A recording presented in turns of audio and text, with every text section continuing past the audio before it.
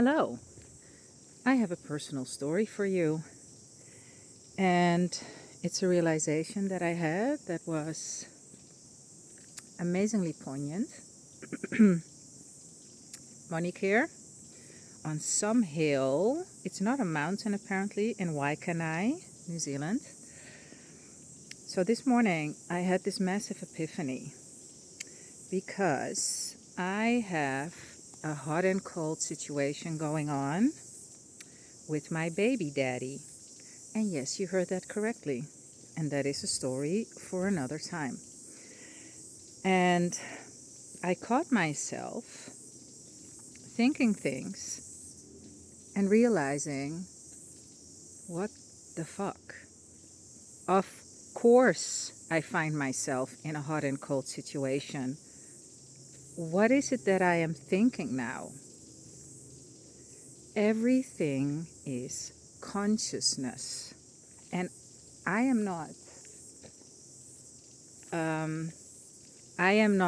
the one exception in the universe that thinks thoughts that don't outpicture.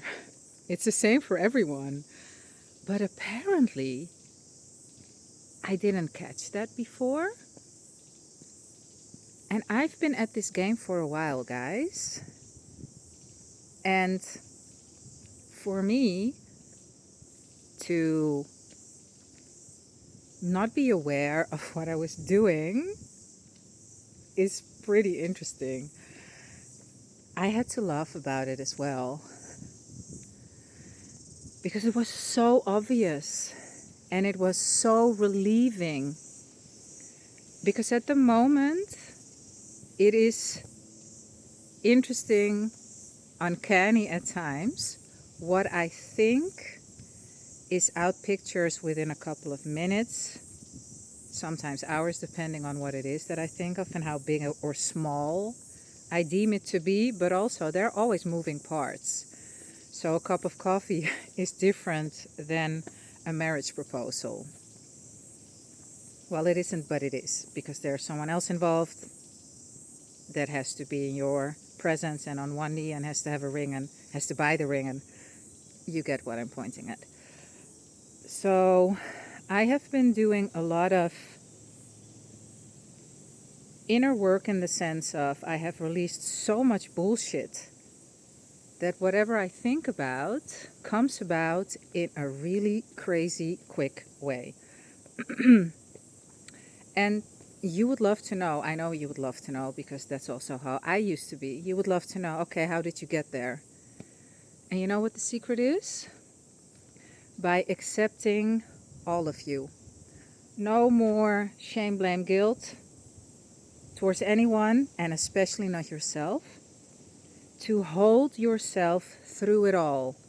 When you are being a bitch, a cunt, a dick, a pussy, everything, it doesn't matter. These are nice words to say, by the way. Everybody, let's say together. Accept all of it. Do not exile parts of you and get back exiled parts of you. Buddha said something to the effect of, all emotions are welcome at the dinner table. I'm not even sure if he said dinner table. And I'm not even sure if Buddha said it or someone just said that Buddha said it. But that's not the point of this story either. All emotions are welcome. Jealousy is welcome. It's not allowed to hold a PowerPoint presentation during the dinner, but it's definitely welcome. Envy is welcome. Hatred is welcome. Love is welcome. Indifference is welcome. Like, name an emotion, shame, guilt, whatever. All the emotions are welcome.